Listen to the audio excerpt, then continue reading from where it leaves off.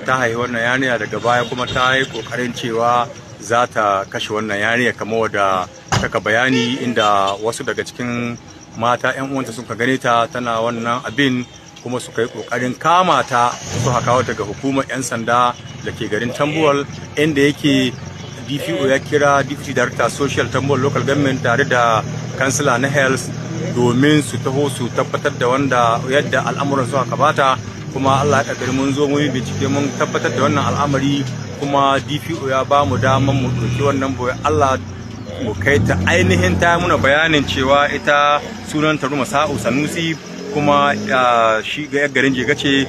titin Alu Kwastoma, kuma inda yake Allah kadari ga munan police station za mu wuce can garin su domin a kai ta inda uwayenta su kula da ita kamar yadda hukuma ta ba da umarni. Idan wannan yare ta samu matsala to za mu yi kokari zuwa bidan wannan yare wata domin a kamo ta a kawo ta ga hukuma. Wannan kokarin da kuka ga ana gabatarwa cikin wannan kasa tamu ko kuma cikin wannan local government tamu ya ta'allaka ne daga hannun ciyaman na karamar hukumar mulkin Tambuwal Alhaji Abba Shehu Tambuwal, inda shina